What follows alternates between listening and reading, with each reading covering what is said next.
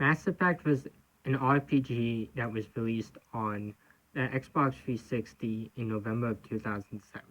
It was later re-released for Windows and PlayStation 3 sometime later. Today I am here to count down my top picks from best to worst in the Mass Effect games. I will be starting off with the first game in the series, Mass Effect. I will not be covering the side missions, as I will most likely do those in a later video. Without more hesitation, let's get on with the video. Because at number 8, we have Pharos. The main plot of Pharos is a Geth invasion on the colony.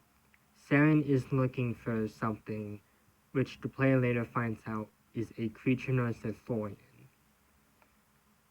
Saren also wants to gain control over this colony too, and it's up to you to stop him. This one, of course, makes it to my 8th spot because that's all that really happens. Most of the other planets at least have something else interesting on them and at least flesh out a few more characters.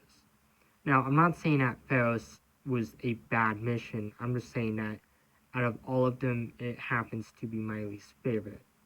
But of course, that changes at number 7 because we have Eden Prime coming up next. Eden Prime serves as the prologue to the game. A Prothean beacon has been unearthed, and Shepard and the team are sent to examine it and possibly bring it back for further study. Joining them on this mission is a Turian Spectre known as Nihilus. Little do they know that the Geth had actually attacked Eden Prime before their arrival, under the command of Saren and a Reaper known as Sovereign. Now, this one earns its place because not only is it a great way to begin the game, it is also one of the better missions in the Mass Effect series, and it introduces us to one of the best video game enemies, being Sovereign and Saren. Unfortunately, that's all I really have left to say about Eden Prime. So we're moving on to number 6. At number 6, we have Therum, or otherwise known as the planet with the volcano in it, or the planet where I kept dying on almost on every playthrough. On Therum, you rescue Liara T'Soni, a Asari researcher who you meet in the first game, who is also the daughter of Matriarch Benezia. The Geth are trying to track it down, so as Saren believes that she might serve some purpose for him. It is up to Shepard and their team to rescue her and escape from Therum before its active volcano erupts. Fortunately, they managed to save her and it there. But to me, this was one of the better missions in the game and also one of my favorites.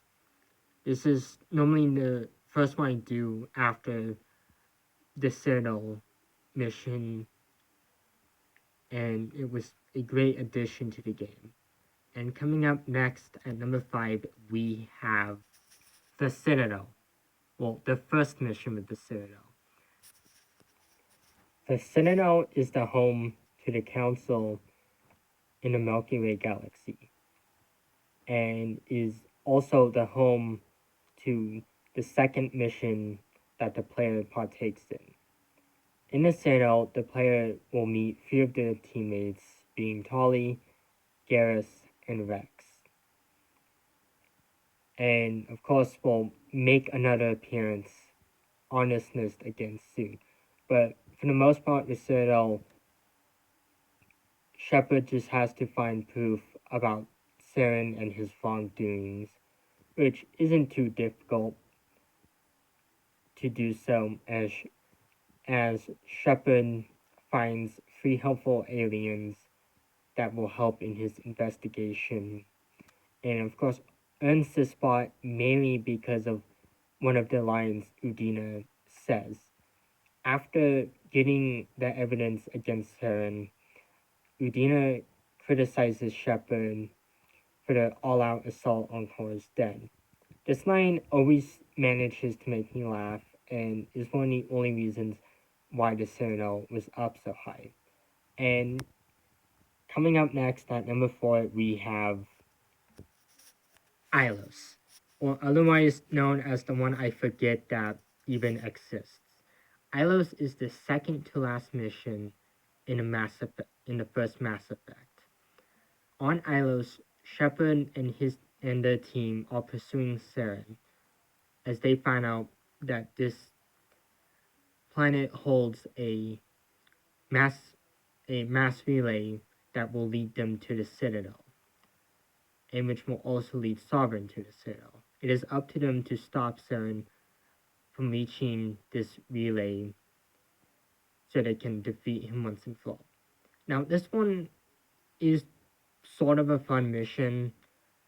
I mainly only put it up this high mainly due to its story, as I don't mind the gameplay itself. It's just compared to the other missions, this one kind of falls flat for me. But the story on this part was actually pretty entertaining. And at number 3, we have Virmire. Virmire is the home base of Saren, and also a home to a factory that produces Krogan, as Saren is planning on using these Krogan to build up his army.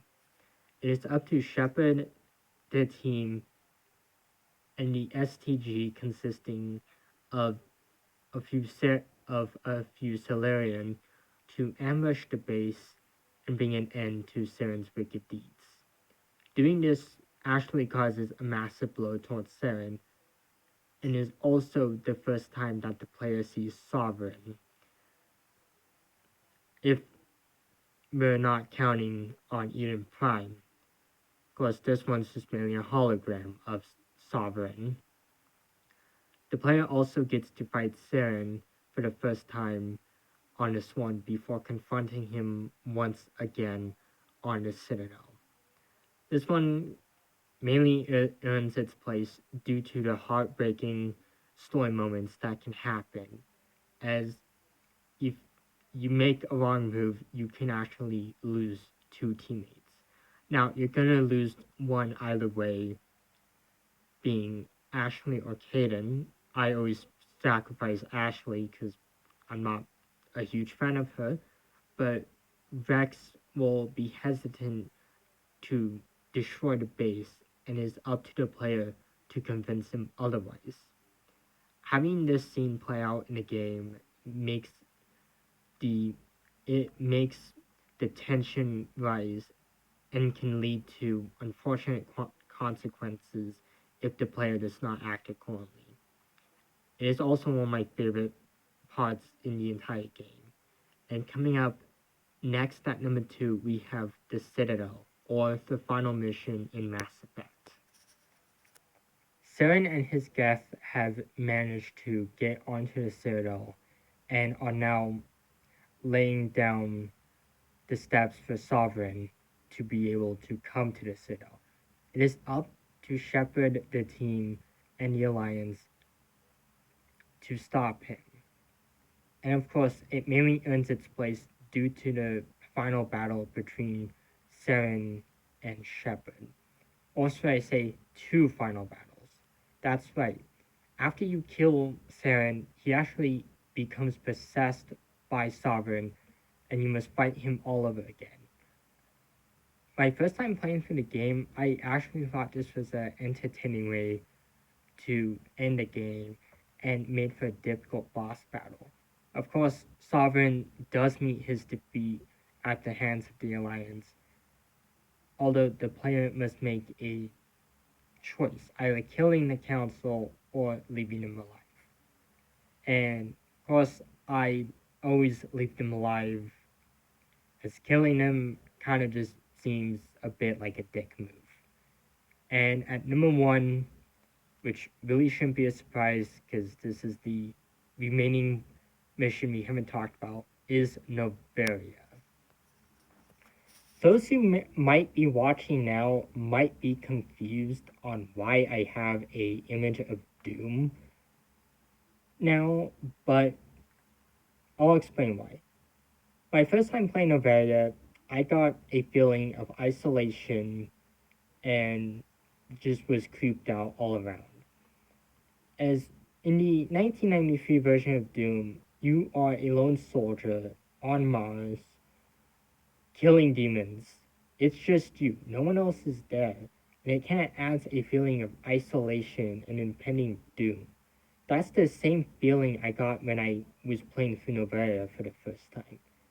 Even if I had two other teammates with me, I still got creeped out, as the story behind Noveria is before the arrival of Shepard and the team, a species known as the Arachni had broke out of the labs on Peak 15.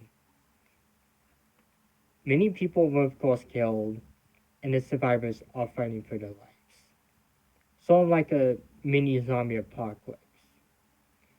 And Noveria itself, well, the first area you enter, isn't exactly welcoming to your presence, as you find out that the entire planet is corrupt, as there's a man called Ananias, which is under investigation for several misdeeds, and it's up to you to behind put him behind bars.